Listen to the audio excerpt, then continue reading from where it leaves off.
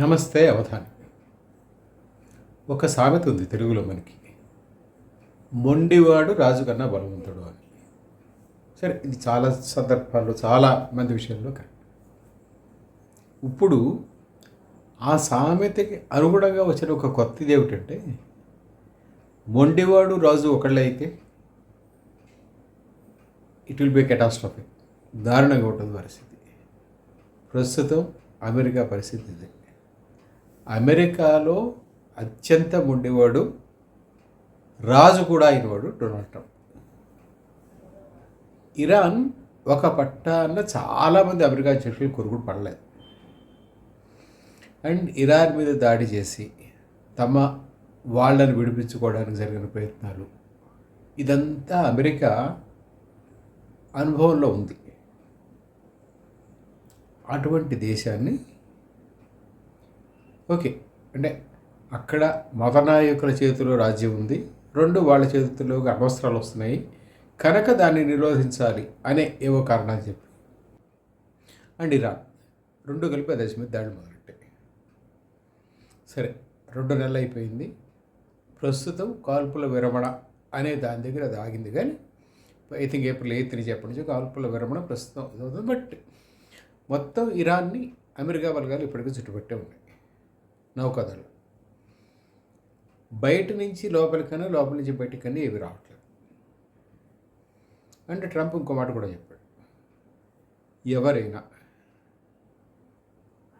ఇరాన్కి Hormuz జలసంధి దాటడానికి కనుక పెనాల్టీ ఫీ పే చేస్తే వాళ్ళకి మేము పెనాల్టీ వేస్తాము. అంటే 2 చోట్ల కట్టాల్సిన పరిస్థితి వస్తుంది. ఇదైంది కదా. ఇప్పుడు నిన్న తాజాగా ఇరాన్ ఒక 14 పాయింట్లతో ఒక ప్రతిపాదన ట్రంప్కి, నెల్లాళ్లలో విదిన్ 1 month యుద్ధాన్ని కంప్లీట్ చేద్దాం, ఎక్కడ ఒకటి రాజీ. దాంట్లో ఏమిటంటే, సరే ఫస్ట్ అది పెట్టిన కండిషన్స్ ఏమిటంటే, ఇరాన్ మీద మీరు ఇప్పటివరకు విధిస్తున్న ఇవేవైతే ఉన్నాయో ఆంక్షలు, వాటిని తొలగించండి. That is 1. 2, ఈ ప్రాంతం నుంచి వైదొలగండి. That is 2. 3, లెబనాన్ మీద ఇజ్రాయెల్ చేసుకున్న దాడులు కూడా ఆపాలి. ఇది 4. ఇట్లా ఒక 14 పాయింట్లు చెప్పారు. వీటిని పాకిస్తాన్లో ఒక దౌత్యవేత్త ద్వారా అమెరికాకు పంపే ప్రయత్నం చేస్తుంది. That's what they are doing. సరే, ట్రంప్ ఇంకా దాని మీద రెస్పాండ్ కాలేదు. ఎలా రెస్పాండ్ అవుతాడో తెలియదు. కానీ అంటే ఇప్పటి వరకు ఎప్పుడూ లేని విధంగా ఇరాన్ కొంత తగ్గాల్సి వచ్చింది. ఇంతకు ముందు వరకు లేదు. మనం మొన్న కూడా మాట్లాడుతున్నాం. అక్కడ సైన్యం చేతిలో ఈ మొత్తం అధికారం అంతా కేంద్రీకృతం అయిపోయింది. అక్కడ పరిస్థితి ఏమిటో తెలియట్లేదు అని మనం మాట్లాడుతున్నాం.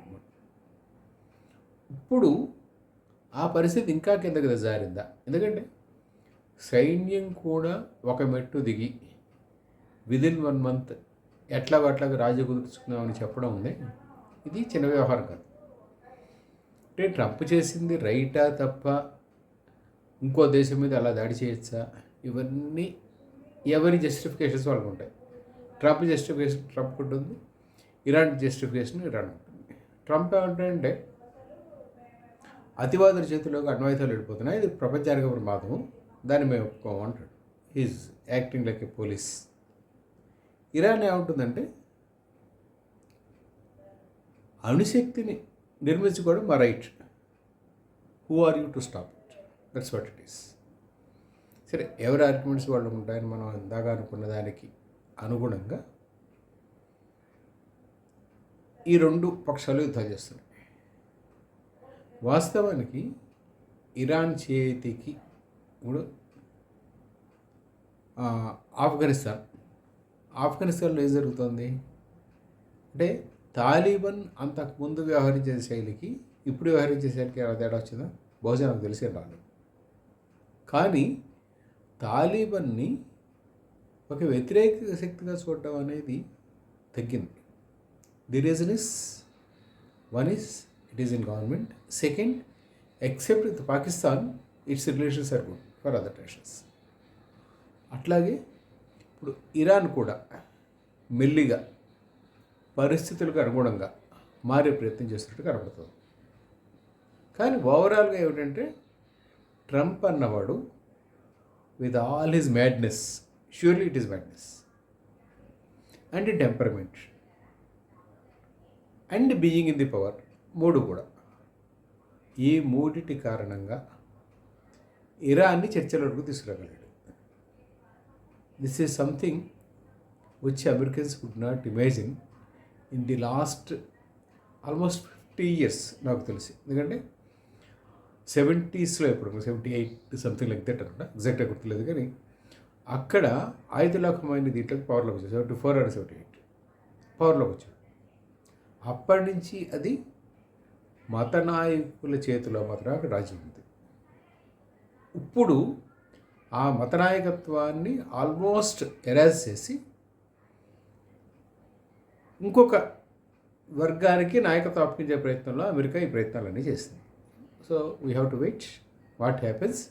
బట్ ష్యూర్లీ ఒక రాజు మొండివాడు ఒకళ్ళే అయితే దాని అనుకూల ప్రతికూల ఫలితాలు ఎలా ఉంటాయనేది ట్రంప్ ద్వారా తెలుస్తుంది అవధానం.